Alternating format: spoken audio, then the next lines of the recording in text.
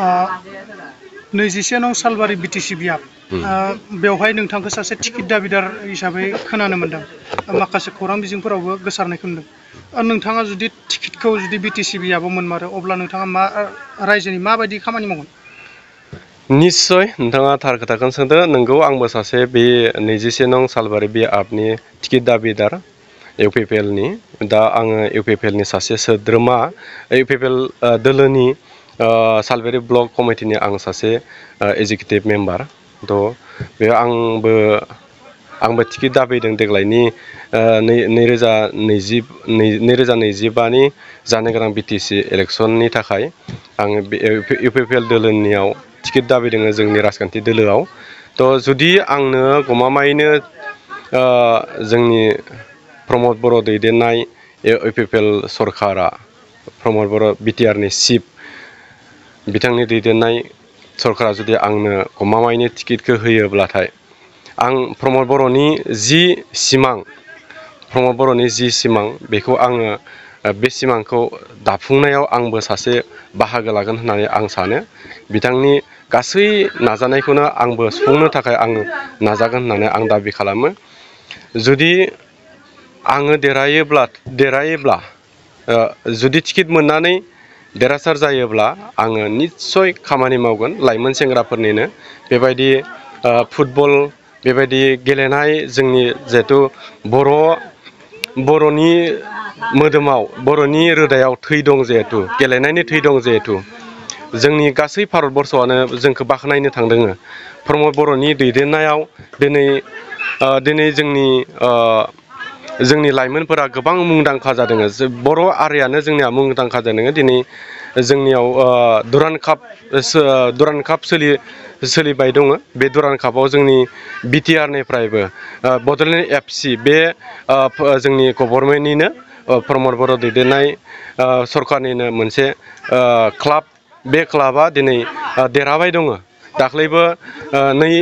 0 आरो 4 लानानै जोंनि बड'लेण्ड एफसिआ देरहादों आरो बिनि सिगांबो दाख्लै 2 आरो 0आव जोंनिया देरहादों आरो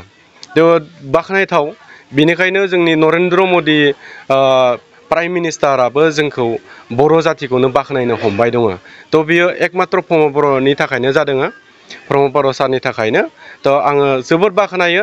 आङो गोबां समनिफ्रायनो इउपिपिएल दोलोआव माने जगदान जादों थ' इउपिपिएल दोलो हिसाबै प्रमद बर'नि जि जिखिनि प्रमद बर'नि दैदेननाय प्रमद बर'नि रोंगौथि बेखौ लानानै आङो दिनैसिमबो गुबुन दोलोआव जेबो आखाइ होआलासिनो आङो प्रमद बर'खौ नोजोर होनानै प्रमद बर'नि दैदेननायखौ नोजोर होनानैनो आङो दिनै इउपिपिएलआव जरित जाबोदों आरो थ' जुदि आं देरहामारोब्लाथाय आङो जोंनि ओनसोलनि डेभेलपमेन्टनि खामानिखौ आं मावगोन बिखेकखे लाइमोनफोरनि भबिसतनि खोथाखौ आं साननानै सिगाङाव दोननानै आङो सरकारनि अंसिदार हिसाबै खामानि मावनो मोनगोन होननानै आं आसा खालामो आरो नोंथाङा जुदि बिटिसि बियाबाव टिकेट मोनो अब्ला नोंथाङा बेसेबांसो भट मोननानै देरहासार जानो हागोन आङो बुंनो सानो आं जुदि टिकेट मोनोब्लाथाय जोंनियाव बर' समाजावथ' जोंनि सालबारियाव 60% बर'फोरा होयोआनो थ' 20%आ आंनि लोगो आंनि मावनायनि थाखाय एक्सट्रा भट मोनगोन होननानै आं सानो आंहा किसु पकेट भट आंहा निजायैनो दङ थांनाय बिटिसि इलेक्सनावबो थांनाय 2020नि बिटिसि इलेक्सनाव आं गोख्रों बाहागो लादोंमोन आंनि आन्दाराव आंनि दैदेननायाव गोबां मानसियानो माने भट होदों आरो थ' बेफोर भटआ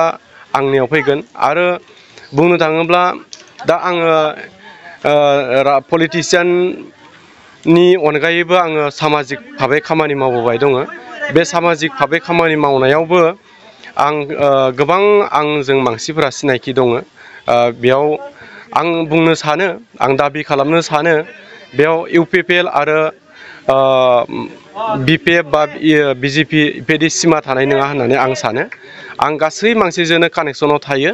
नट अनलि जोंनि UPPL दोलोजों नङा आं गासै दोलोनि मानसिजोंनो कानेक्टआव थायो दा बेफोरो गोबां पलिटिसियानफोरा गुबुन गुबुन राजखान्थि दोलोनि पलिटिसियानफोरा आंजों सिरियै रायलायखुमाबाय दङ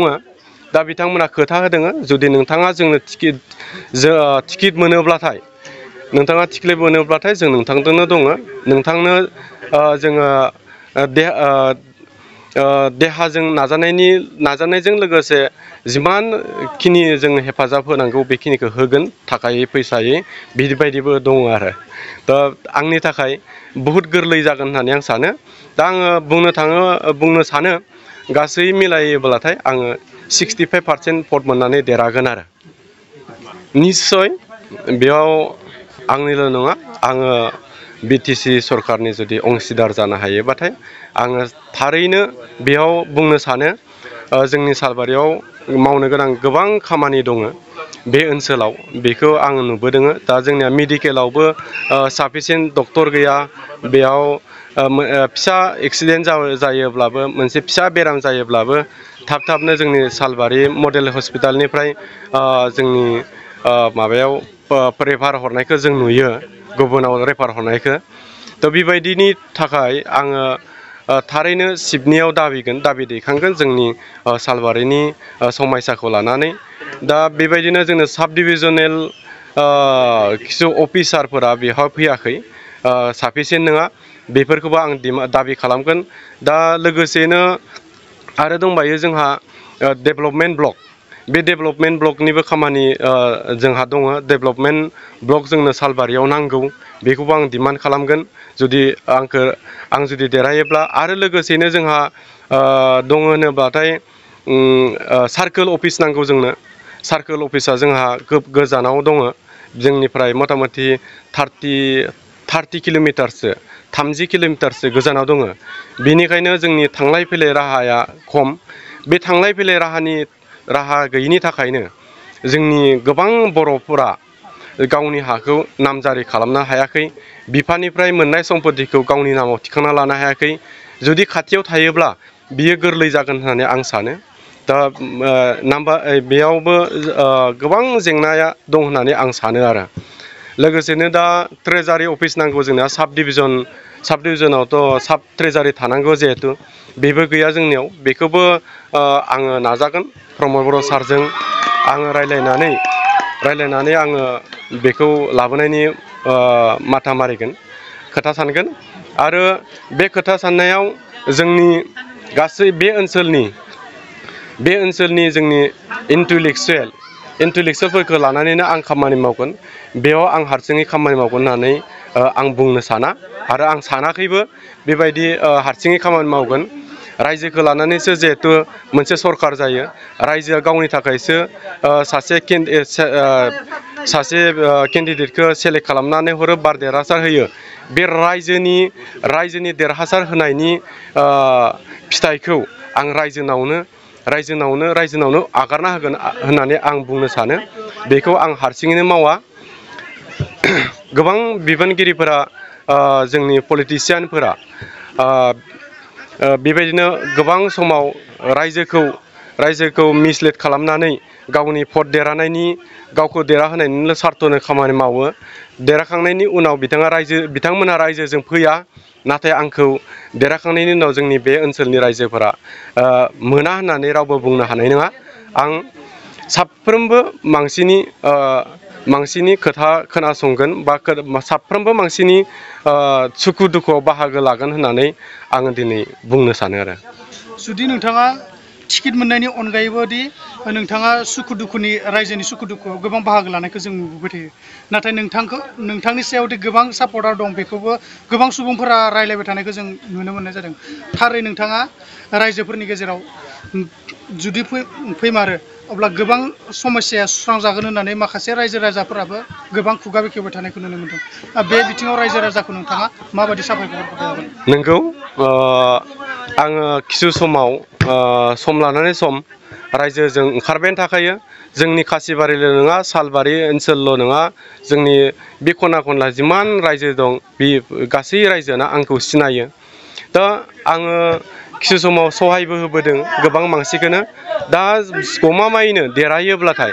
बिनिख्रुइ बांसिन आं सार्भिस होनो हागोन होननानै आङो बुंनो सानो जुदि आंखौ देरहासार होयोब्लाथाय रायजोनि देरहासार जागोन होननानै आङो बुंनो सानो आरो थेंक इउ